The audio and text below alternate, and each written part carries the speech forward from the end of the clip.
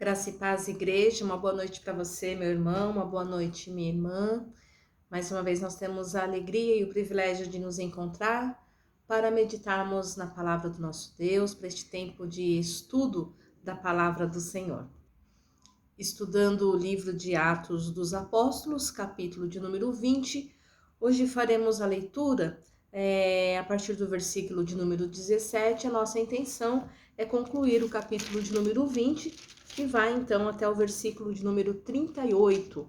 Atos, capítulo 20, versículos 17 a 38. Vamos então para a leitura do texto. Nos diz assim a palavra do nosso Deus. Então, Paulo, agora em Mileto, fala aos presbíteros da igreja de Éfeso. De Mileto, mandou a Éfeso chamar os presbíteros da igreja. E quando se encontraram com ele, disse-lhes: Vós bem sabeis como foi que me conduzi entre vós em todo o tempo, desde o primeiro dia em que entrei na Ásia, servindo ao Senhor com toda a humildade, lágrimas e provações, que pelas ciladas dos judeus me sobrevieram, jamais deixando de vos anunciar coisa alguma proveitosa, e de vô-la ensinar publicamente e também de casa em casa, testificando tanto a judeus como a gregos o arrependimento para com Deus e a fé em nosso Senhor Jesus Cristo. E agora, constrangido em meu espírito, vou para Jerusalém, não sabendo o que ali me acontecerá, senão que o Espírito Santo, de cidade em cidade, me assegura que me esperam cadeias e tribulações. Porém, em nada considero a vida preciosa para mim mesmo, contanto que complete a minha carreira e o ministério que recebi do Senhor Jesus para testemunhar o evangelho da graça de Deus. Agora, eu sei que todos vós, em cujo meio passei pregando o reino, não vereis mais o meu rosto. Portanto, eu vos protesto no dia de hoje que estou limpo do sangue de todos, porque jamais deixei de vos anunciar todo o desígnio de Deus. Atendei por vós e por todo o rebanho sobre o qual o Espírito Santo vos constituiu bispos, para pastoreardes a igreja de Deus, a qual ele comprou com o seu próprio sangue.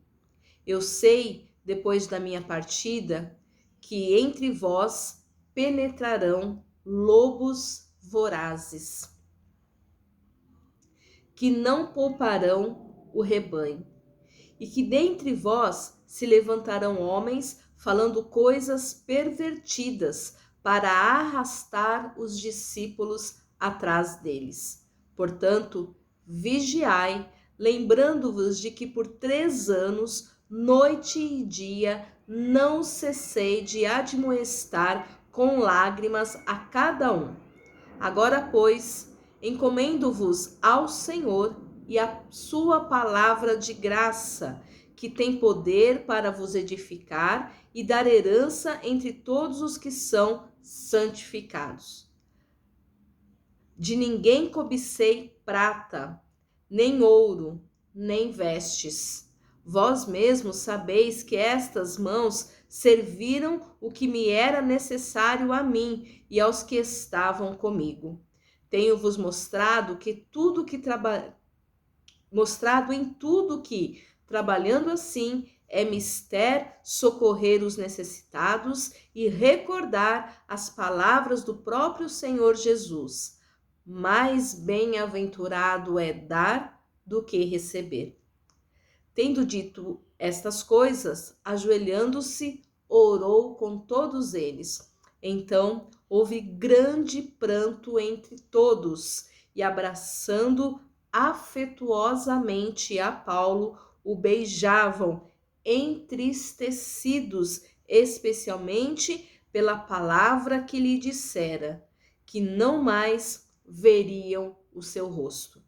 E acompanharam-no até ao navio. Amém? Vamos ter uma palavra de oração? Pai de amor, com temor e tremor, estamos diante da tua santa, viva e poderosa palavra.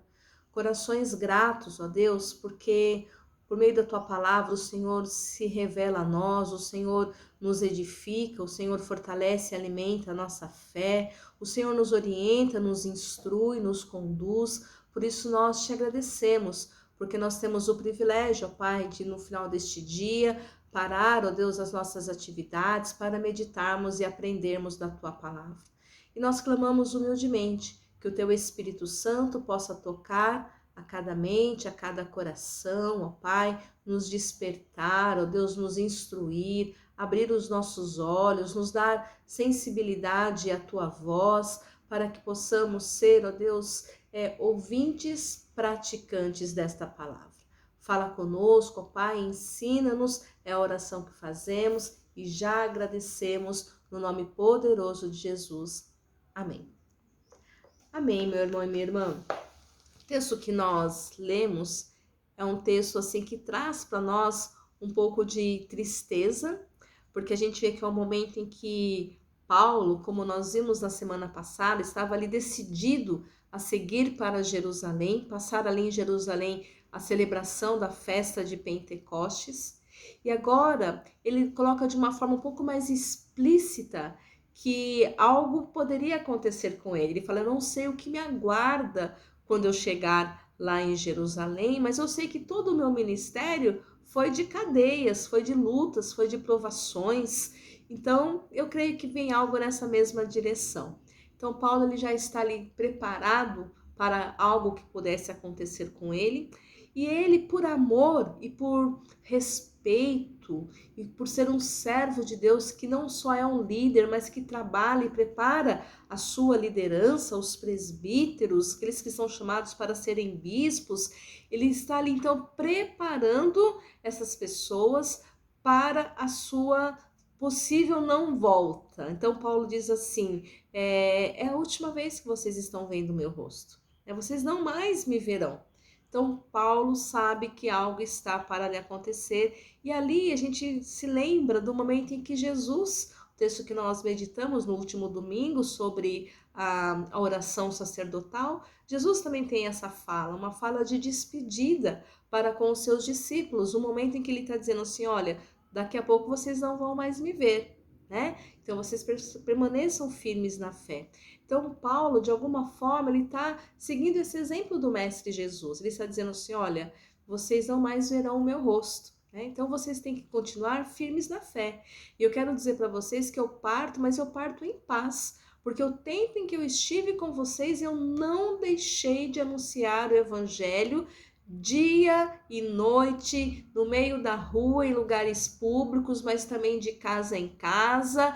Por onde eu passei, eu anunciei o Evangelho, por isso eu estou livre do sangue de vocês, ou seja, não vai ser cobrado de mim por não ter anunciado o Evangelho a vocês.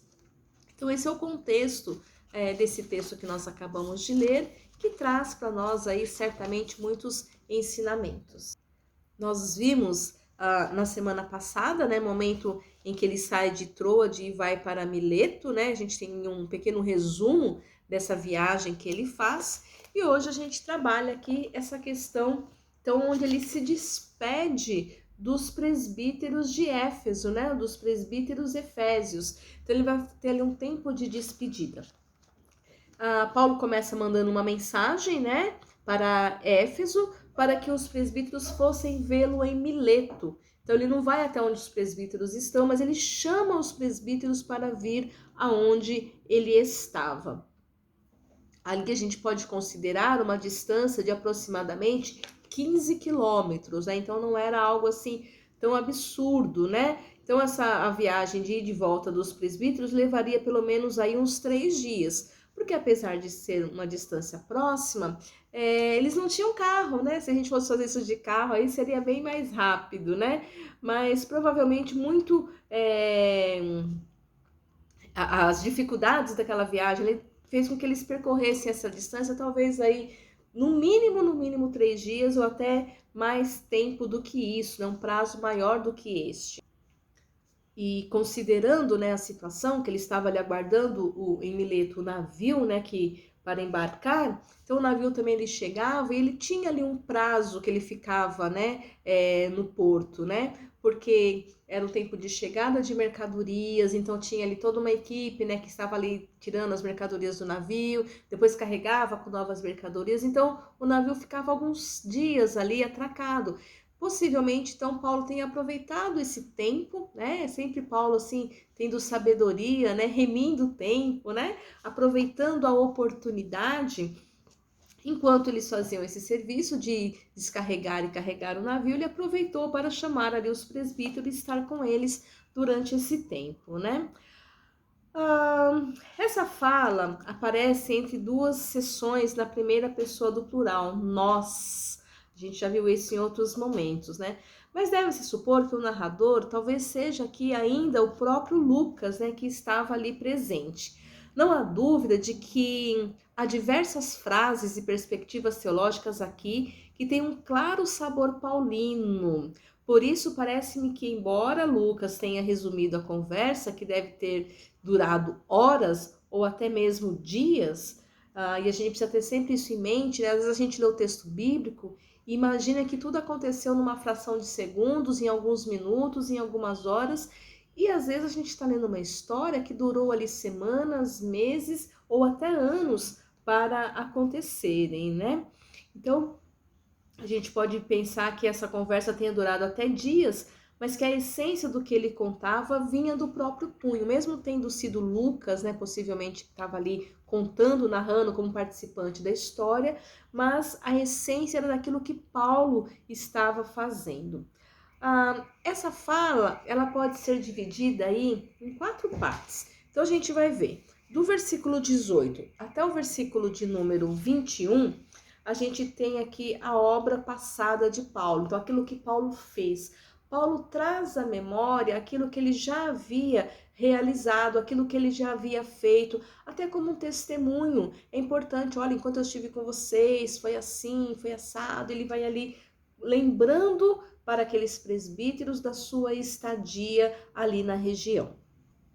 Aparentemente, essa revisão apresentada aqui serve para afirmar a autoridade de Paulo para falar com os presbíteros como ele faz. Então, ele chega ali e fala assim, olha, né, eu preguei para vocês, eu anunciei, eu fiz esse trabalho. Então, se mostra ali que ele era responsável, que ele tinha uma autoridade sobre a vida daqueles presbíteros, né? Que isso é muito importante, o reconhecimento da autoridade.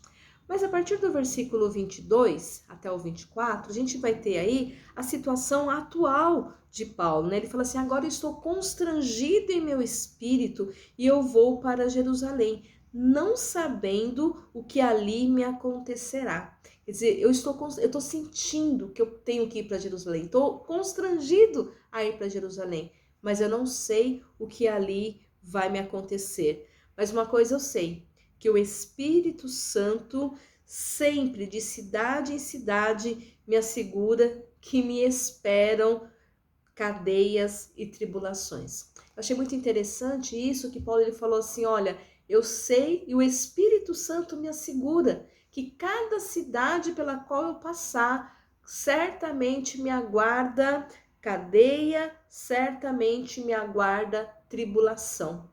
Isso é muito interessante porque às vezes a gente pensa, né, nós temos uma concepção moderna de que o Espírito Santo só fala que vai ter coisa boa, só fala que vai ter bênção, só fala que vai ter prosperidade, só fala que vai ter o cuidado, só fala de coisas que a gente gostaria de ouvir.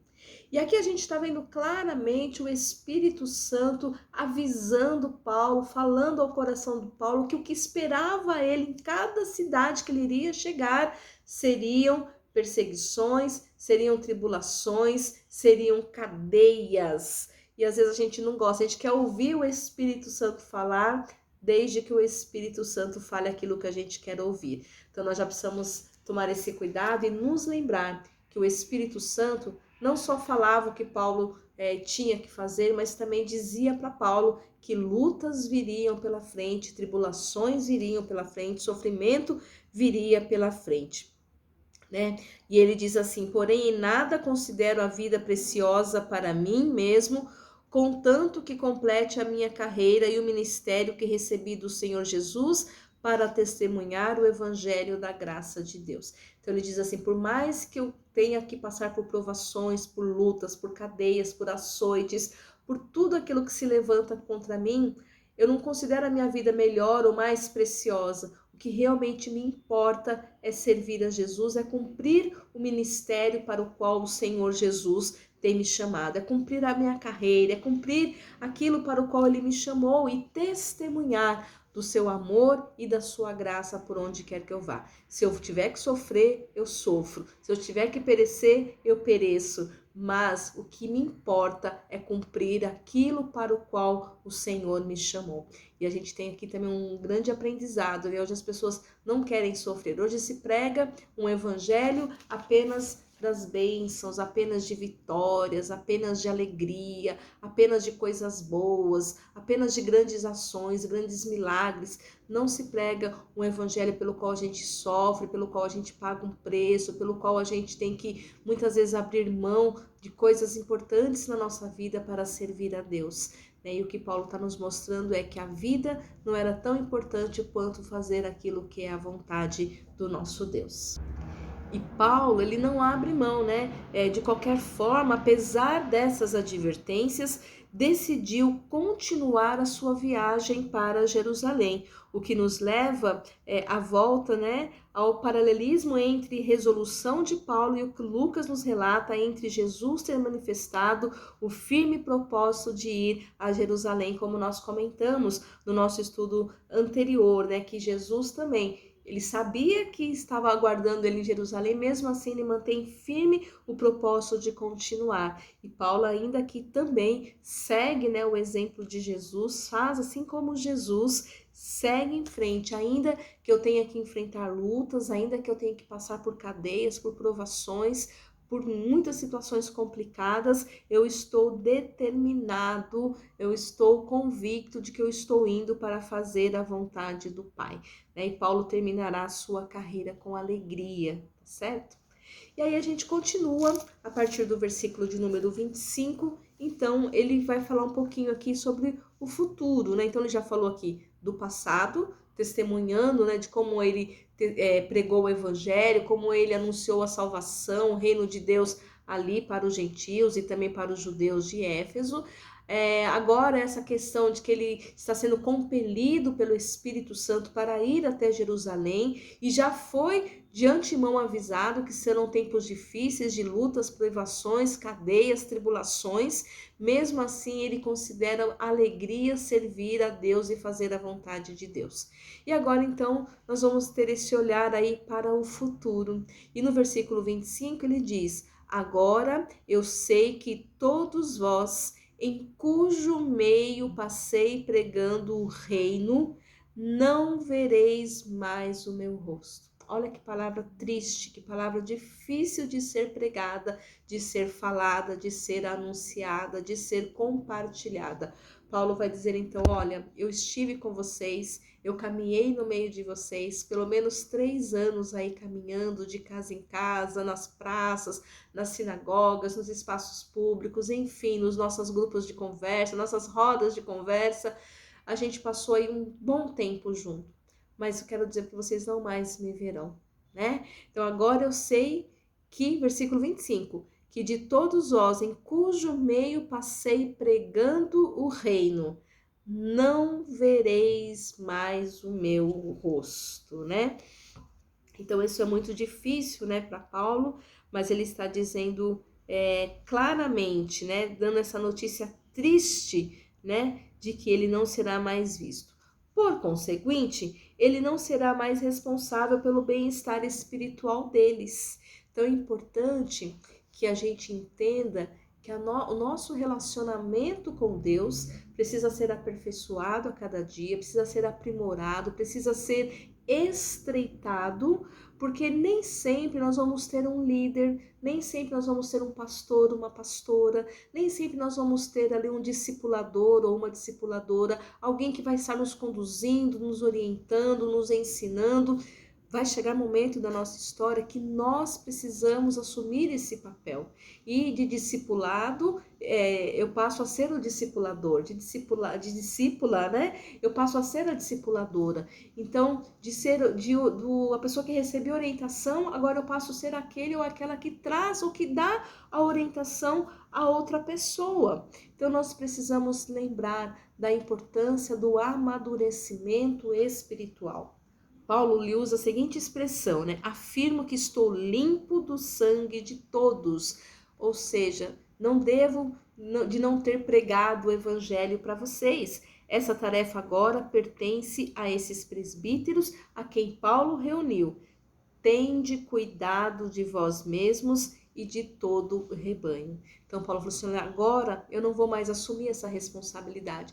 Vocês devem cuidar de vós mesmos, mas vocês também têm aí o compromisso e a responsabilidade de cuidar de todo o rebanho, né? A palavra literal, né, do versículo 28, na nova tradução na linguagem de hoje, é traduzida por pastores e que aqui é traduzida por pastores, é traduzida por bispos, então os pastores e bispos. Depois, né, com a medida da hierarquia da igreja, se desenvolve, haverá distinção entre bispo e presbítero. Na igreja metodista nós temos, quando a gente se forma, nós somos pastores, né, nós somos aspirantes ao presbiterato, depois que termina a faculdade. Aí você tem pelo menos 2 anos de preparo para o exame da ordem.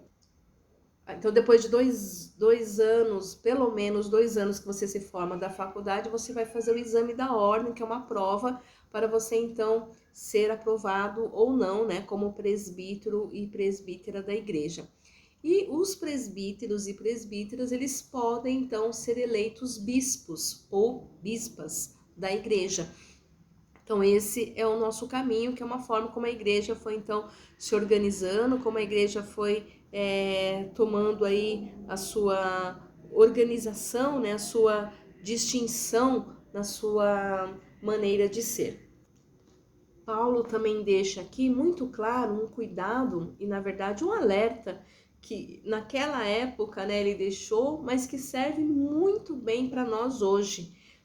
Que ele vai dizer assim, então, que os presbíteros, né, agora com a função talvez de supervisor, talvez aí de um bispo, eles tinham ali um cuidado que eles precisariam ter, que é o seguinte, Paulo diz para nós assim, que haveria no meio deles, se levantariam no meio deles, pessoas como lobos vorazes, né? Tá no versículo de número 29, ele diz para nós assim, eu sei que depois da minha partida, entre vós penetrarão lobos vorazes. É interessante que ele coloca assim, depois da minha partida, porque é aquela história, né? O líder sai, então aqueles que estavam ali aguardando o momento para se aproveitar do rebanho, vão mostrar as garras. Então, olha como é importante a liderança, e a liderança estar ali ciente, né, desse perigo que possa acontecer.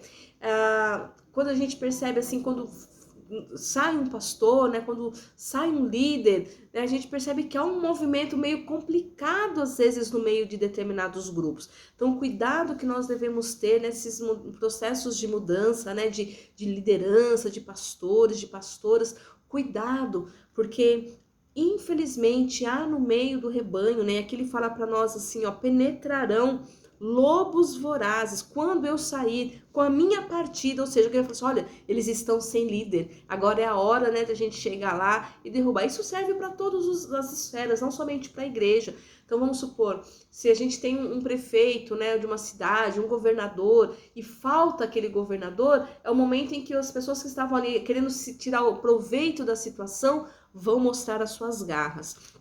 E aí ele fala, penetrarão lobos vorazes que não pouparão o rebanho. Então nós precisamos estar sempre vigilantes, vigiando, né, para saber quem são os líderes, para saber quem são aqueles e aquelas homens e mulheres de Deus que estão ali para cuidar e pastorear o rebanho de Deus, né? Que dentre vós mesmos se levantarão homens falando coisas pervertidas para arrastar os discípulos atrás deles. Portanto, vigiai, lembrando-vos de que por 3 anos, noite e dia, não cessei de admoestar com lágrimas a cada um. Então, olha que interessante, Paulo fala assim, olha, vigiem, porque vão chegar lobos vorazes, vão se levantar pessoas da própria comunidade, né? Pessoas que vão tentar aí com palavras perverter, enganar vocês, levar, né, as pessoas atrás deles, né, fazendo discípulos, arrastar até os próprios discípulos atrás deles. Vigiem, lembre-se que durante 3 anos, todos os dias, com lágrimas, eu preguei o evangelho, com lágrimas eu não cessei de admoestar a cada um de vocês. Agora, pois, recomendo-vos ao Senhor e a palavra da sua graça, que tem poder para vos edificar e dar herança entre todos os que são santificados. Então, Paulo fala assim, olha, né, isso pode acontecer, pode, mas eu recomendo vocês a palavra de graça, sabedoria que vem da orientação do Senhor. Como a gente sabe quem são os verdadeiros homens e mulheres de Deus, quem são os verdadeiros líderes que Deus coloca nas nossas vidas? Por meio da palavra, por conhecimento da palavra, pela instrução, pela busca, por essa vida de comunhão, né? Ele fala assim, eu recomendo vocês a palavra, né? Porque a palavra, ela tem poder para vos edificar. E quando nós estamos firmados e firmadas na palavra de Deus, nós somos fortalecidos e fortalecidas, somos firmados e firmadas, e os levantes, as afrontas, os enganos não conseguem nos tocar, porque nós estamos firmados e firmadas na palavra do Senhor, né? Ele fala assim, ela é poderosa para edificar e também para dar herança entre todos aqueles que são santificados, receber bênção de Deus sobre as nossas vidas, né?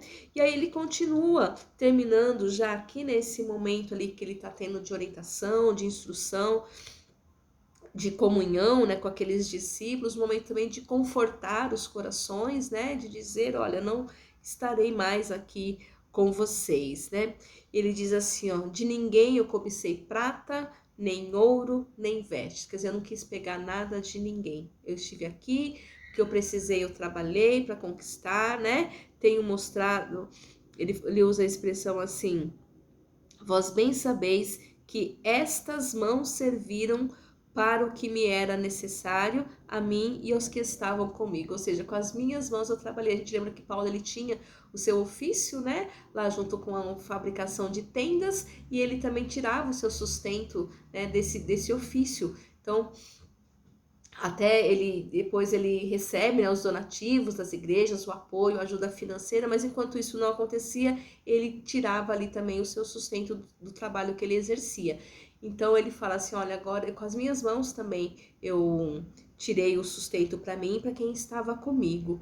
Tenho-vos mostrado em tudo que trabalhando assim é necessário socorrer os necessitados e recordar a palavra do próprio Senhor Jesus. E a palavra de Jesus é, mas mais bem-aventurado é dar do que receber.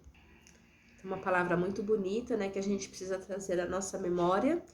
Mais bem-aventurado é dar do que receber. É uma bênção quando a gente pode ofertar, quando a gente pode ajudar, quando a gente pode contribuir, não só financeiramente, mas ajudando efetivamente com as nossas ações, com a nossa palavra, com a nossa mão, né? Estando presente, tá certo? E por fim, então, Paulo encerra, né? Trazendo para nós aí esse momento de conclusão, desde o versículo 32, né, esse pedacinho que nós lemos, até o versículo 38, ele deixa aí recomendando, né, a mensagem da graça, falando do poder de Deus, do poder da palavra, da herança. O que isso quer dizer é que eles, uma vez que Paulo não estará mais com eles, ainda terão o poder de continuar sendo santificados sobre a fundação dos apóstolos, né, que os apóstolos receberam, e de resistir aos falsos mestres que surgirão. E essa palavra serve para nós hoje, que se a gente estiver firmado e firmada na palavra do Senhor, certamente resistiremos, né, aos falsos ensinos, os falsos enganos que entram, né, os enganos que tentam entrar nos nossos meios e tentando nos enganar, e a gente firme no Senhor, a gente resiste aos falsos mestres, a gente resiste aos falsos ensinamentos, né? Por fim, Paulo então encerra, né, tendo dito essas coisas, ajoelhando-se, uma maneira emocionante, né? Toca no nosso coração de ver a maneira com que Paulo se despede daqueles presbíteros. O texto mostra para nós que, tendo dito essas coisas, dado esses conselhos, essas orientações, Paulo ele ajoelha-se e ora com eles. Ajoelhando-se, orou com todos. Então houve grande pranto entre todos, um momento ali muito comovente entre os presbíteros de Éfeso e Paulo, porque era o momento da partida, era o momento da despedida, era o momento que ele estava dizendo, vocês não me verão mais, né?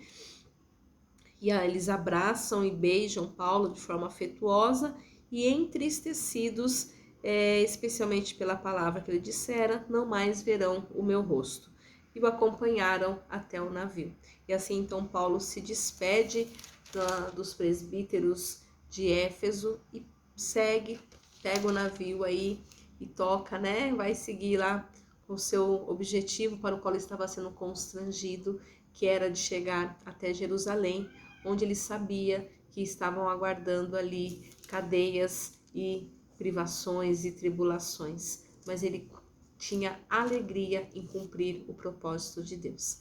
Que dessa forma Deus também nos abençoe, que Deus abençoe a sua vida, meu irmão e minha irmã, que Deus abençoe o seu lar, que a gente possa ter esse entendimento que a nossa caminhada cristã há momentos de muitas alegrias, mas há momentos de muita tristeza, há momentos de privações, há momentos de dores, há momentos de lutas, há momentos de cadeias, mas que em todas as situações, quer sejam de alegria, quer sejam de tristeza, que nós possamos ter sempre o prazer de fazer a vontade de Deus, o prazer de cumprir o ministério para o qual Ele tem nos chamado. Que Deus abençoe você e toda a sua casa. Vamos orar? Pai, graças te damos mais uma vez pela alegria de nos reunir em teu santo nome. Obrigada, Senhor, pelo teu amor, pelo teu cuidado. Obrigada pela tua palavra que pudemos ler e meditar nesta noite.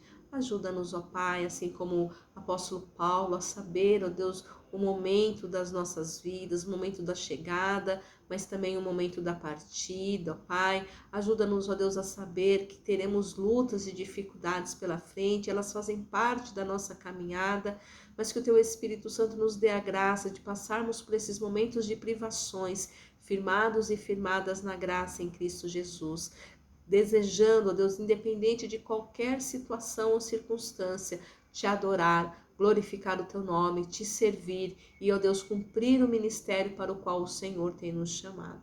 Pai, peço a tua bênção sobre a vida da tua igreja, sobre a vida de cada irmão e irmã, sobre cada lar, sobre cada família, que o teu Espírito Santo possa continuar ministrando e falando aos nossos corações, ó Pai. Muito obrigado por este tempo, dispensa sobre nós a tua bênção, Deus, que a graça do Senhor Jesus, o amor de Deus o Pai, que a doce comunhão e consolação do Espírito Santo seja com a tua vida, meu irmão e minha irmã, seja com o teu lar, seja com todo o povo de Deus espalhado sobre a face da terra, hoje e eternamente. Amém e amém e amém. Amém, meu irmão e minha irmã, que Deus abençoe você, que Deus abençoe toda a sua casa e toda a sua família. Tenha uma noite de paz.